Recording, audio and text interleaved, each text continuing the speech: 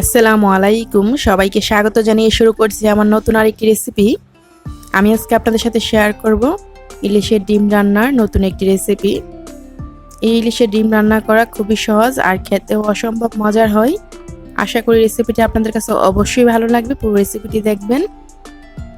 চলুন দেখে নিই এই ইলিশের ডিম রান্না করতে কী কী লাগছে। প্রস্তুত প্রণালী: আমি এখানে 2টি ইলিশ মাছের ডিম নিয়েছি। ইলিশ মাছগুলো বড় সাইজের ছিল, প্রায় 1.5 কেজি ওজনের করে ছিল এক একটা, তাই ডিমগুলো এরকম বড় সাইজের হয়েছে। তো আমি ডিমগুলোকে ভালো করে ধুয়ে পানিটা ঝরিয়ে নিয়েছি।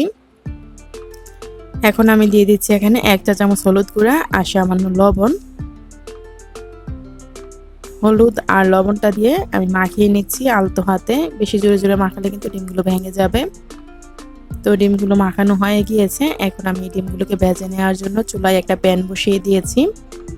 প্যানটা গরম হয়ে যাওয়ার পর 1.5 টেবিল চামচ সরষের তেল দিয়ে দিলাম। তেলটা গরম হয়ে যাওয়ার পর ইলিশের ডিমগুলো দিয়ে দিচ্ছি। চুলার আঁচটা মিডিয়াম আঁচে রেখে 1 মিনিটের মতো ভেজে তারপর আমি উল্টিয়ে দিচ্ছি ডিমগুলো। ইলিশের ডিম বেশি সময় ধরে ভাজতে হয় না, 2 থেকে 3 মিনিট ভেজে নিলে হয়, কারণ এটা পরে আবারও রান্না হবে। তো এভাবে উল্টিয়ে পাল্টে 2 থেকে 3 মিনিট আমি ইলিশের ডিমগুলো ভেজে নিচ্ছি। যখন ঠিক এরকম কালার হয়ে গিয়েছে তখন আমি ডিমগুলো নামিয়ে নিচ্ছি।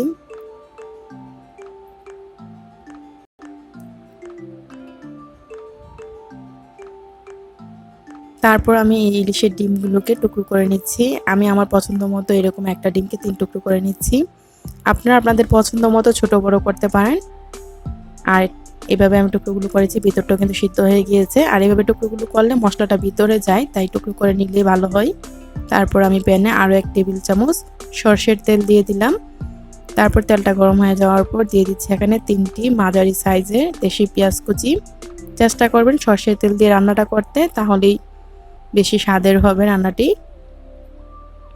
পেঁয়াজ কুচিটা ভাজতে ভাজতে যখন থেকে এরকম হালকা ব্রাউন কালার হবে তখন আমি সবগুলো মশলা অ্যাড করে দিচ্ছি। 1 চা চামচ ধনিয়া গুঁড়া দিয়ে দিলাম। দিয়ে দিচ্ছি এখানে 1.5 চা চামচ মরিচ গুঁড়া, 1 চা চামচ হলুদ গুঁড়া, তারপরে সামান্য পানি দিয়ে মশলাটাকে নেড়ে তারপর স্বাদ অনুযায়ী লবণ দিয়ে দিচ্ছি।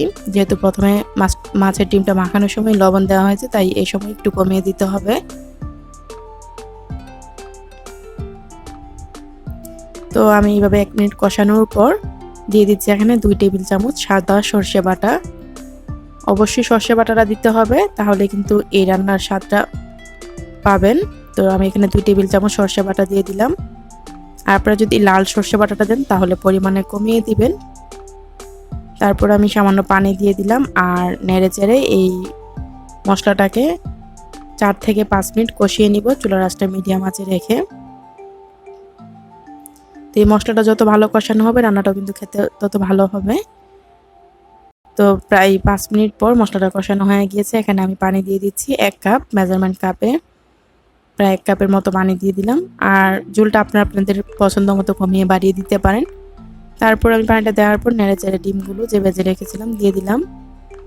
তারপর আমি ডিমগুলো দেওয়ার পর ঢাকনা দিয়ে ঢেকে 2 মিনিট অপেক্ষা করছি। 2 মিনিট পর আমি ডিমের টুকরোগুলোকে এভাবে উল্টিয়ে দিচ্ছি, যাতে করে ডিমের ভিতরে ভালো করে মশলা যায়।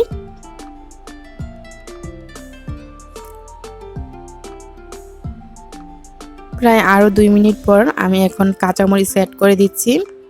আস্ত কাঁচামরিচ আপনারা চাইলে ফালি করে দিতে পারেন, তবে ঝালটা আপনারা আপনাদের পছন্দ মতো দিতে পারেন। তো আমি এভাবে ঢাকনা দিয়ে আরও 5 মিনিট অপেক্ষা করেছি। 5 মিনিট পর এই যে দেখুন চুলার আঁচটা ফুল আঁচে রেখে আমি রান্নাটা করেছি। তো এটা কিন্তু আরও টেনে যাবে যেহেতু সর্ষে বাটায়, তাই আমি এই অবস্থায় চুলাটা বন্ধ করে দিয়েছি। চুলাটা বন্ধ করে দিয়ে আমি এই প্যানটা প্রায় 5 মিনিট পর আপনাদেরকে দেখাচ্ছি চুলটা কতটুকু টেনেছে। রান্নাটা কিন্তু হয়ে গিয়েছে। এই যে দেখুন 5 মিনিট পর ঝোলটা কিন্তু একদমই টেনে গিয়েছে, দেখেই বুঝতে পারছেন একদম মাখা মাখা হয়েছে ইলিশ ডিম রান্নাটি। তো এই অবস্থায় নামাতে হবে। তারপর আমি একটা প্লেটে বেড়ে আপনাদেরকে দেখাচ্ছি। দেখলেনই তো সর্ষে বাটায় এই ইলিশের ডিম রান্নাটি করা কত সহজ। আর রান্নাটি কিন্তু খেতেও অসম্ভব মজার হয়েছে। গরম ভাতের সাথে এই ইলিশের ডিম রান্নাটি আসলেই অতুলনীয়। আপনারা অবশ্যই ট্রাই করবেন। আর আশা করি আমার আজকের রেসিপিটি আপনাদের কাছে ভালো লেগেছে। রেসিপিটি ভালো লাগলে লাইক, কমেন্ট, শেয়ার দিবেন। রেসিপিটি দেখার জন্য আপনাদের সবাইকে অসংখ্য ধন্যবাদ। সবাই ভালো থাকবেন, আমার জন্য দোয়া করবেন। আল্লাহ হাফেজ।